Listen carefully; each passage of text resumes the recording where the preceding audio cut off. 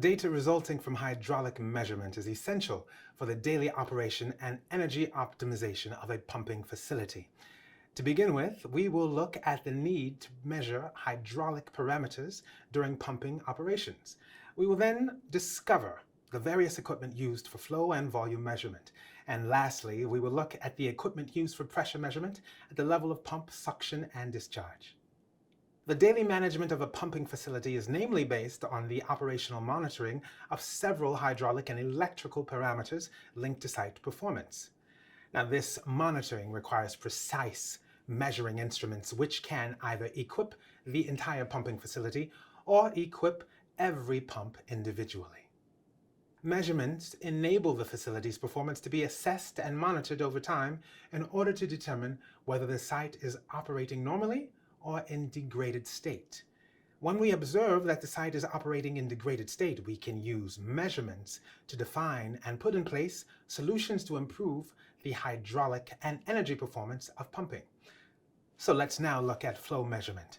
Two main groups of equipment are generally used: electromagnetic flow meters and transit time flow meters, also known as ultrasound flow meters. Now, these flow meters can be permanently installed at the pumping facility. They can also be temporarily installed by a technician, either to check the precision of a flow meter or existing meter, or to take an isolated measurement in the absence of permanent or functional equipment. Electromagnetic flow meters can be installed permanently. Now, in this case, we speak of an electromagnetic sleeve sensor, or installed temporarily thanks to an insertion mechanism.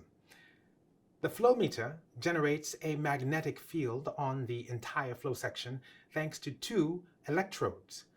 The movement of the fluid as it passes through the magnetic field generated by the flow meter provokes a voltage which is proportional to the speed of the fluid and therefore to its flow. Transit time flow meters can be permanently installed, in which case we speak of a sleeve equipped with ultrasound sensors, or can be temporarily installed thanks to a mechanism composed of two external sensors installed on the inner wall of the pipeline where the measurement is taken. The sensors function alternatively as emitters and receivers of ultrasound waves which move from one to the other in the form of pulse signals. The time that the ultrasound waves take to travel from sensor to the next is proportional to the speed of the fluid and therefore to its flow. Purchasing these two types of flow meter can be costly for the operator. It is for this reason that mechanical meters are often used. Mechanical meters only indicate a volume measurement thanks to a combination of needles and adjustable rollers which increase along with the volume to compose the totalizer. The flow is therefore found by calculation on the basis of the volume. For this, we use a stopwatch to measure the time interval required for a given volume to pass through the meter. Flow is then calculated using the formula flow Q in meters cubed per hour is equal to the volume V in meters cubed divided by the time interval delta T in hours. Let's now take a look at pressure. Two groups of equipment are generally used: analogical manometers and pressure recorders.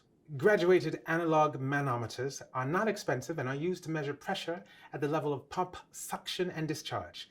At the level of suction, a manometer with negative graduations will enable a depression in the pipeline to be observed, which may be responsible for phenomena likely to damage pumps. Recorders with integrated pressure sensors permit pressure measurements to be recorded at regular intervals and over a variable time frame, which can reach several months. Far more costly than a simple manometer, recorders are often used during pumping performance checks. This equipment is installed on pipelines via a spigot, which enables it to be in direct contact with the fluid. What you must remember: regular hydraulic flow and pressure measurements make it possible to monitor the performance of a pumping installation over time. The two main families of equipment used to measure the flow are electromagnetic flow meters, transit time flow meters. In the absence of a flow meter for budgetary reasons, mechanical meters can be used. Manometers or pressure recorders can make it possible to measure the water pressure at the suction and at the pump discharge.